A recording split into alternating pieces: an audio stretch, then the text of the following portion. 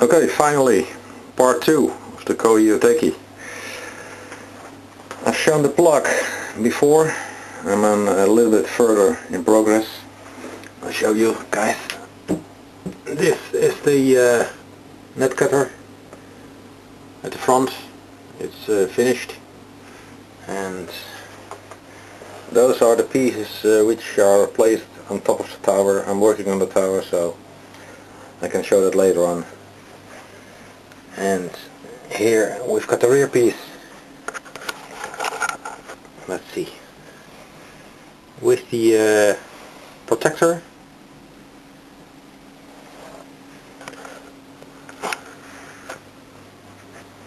Now you will wonder yourself, he made a plug and he put some things on it. Yeah, good question. I'll show what happens. If you take this one, I'll turn it around, wiggle a little bit, again turn it around,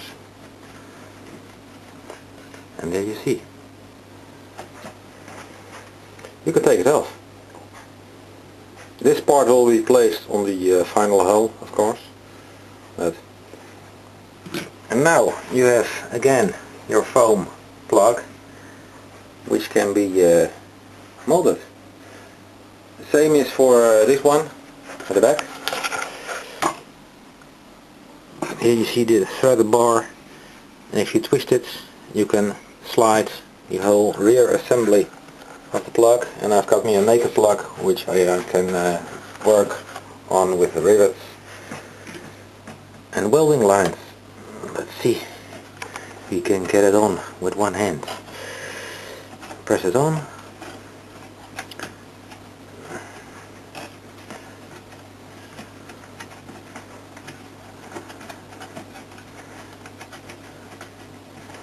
And start turning. It's a little bit fiddling, but at the end it will fit like this. So it's placed back, and I think on the real model I will keep it that way, because when it's damaged you can take it off. So the tripod is ready for a little surprise. I'll make some light. Over here, the propellers. Mr. David Merriman made me 2 pairs, and the first pair is reinforced plastic or resin, and the second one is made of white metal. And there was already a discussion about weight, and I think he is right.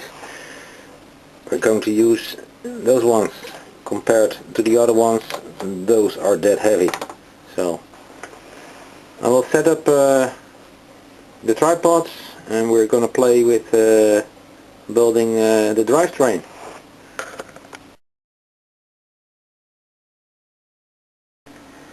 Well, the tripod is installed. First I'll take this one. Let's see if I can show that. Over here there's a small hole. I'll keep it in the light so you can see it. There's a grub screw inside, and I took this one and I made a flat end over here, a flat end over here, and a flat end over here. So,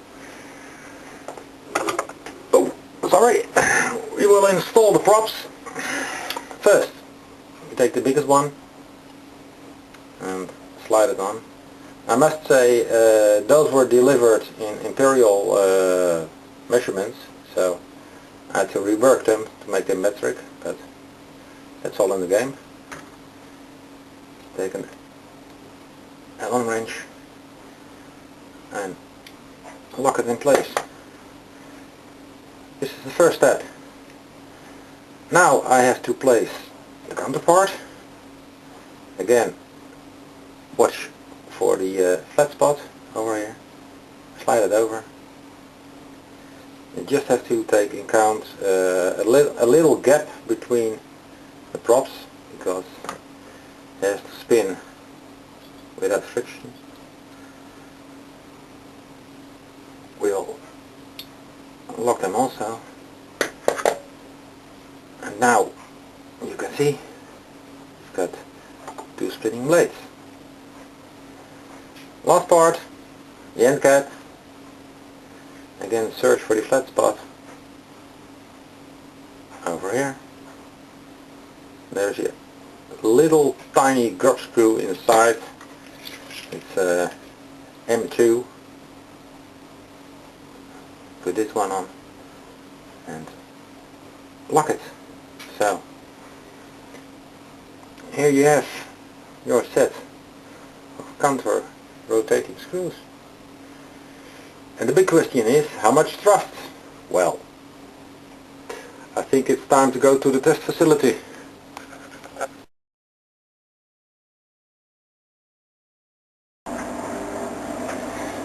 Inside the test facility, don't mention the noise at the back because that's the dryer. Over here, I made a connection between the drilling machine and this one. Let's have a look what will happen. Into the water.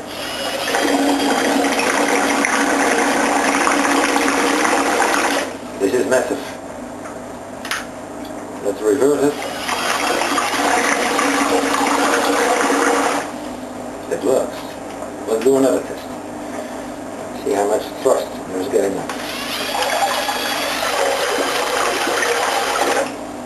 Well, in the end, if I don't build a submarine, I also got a great cream whipper.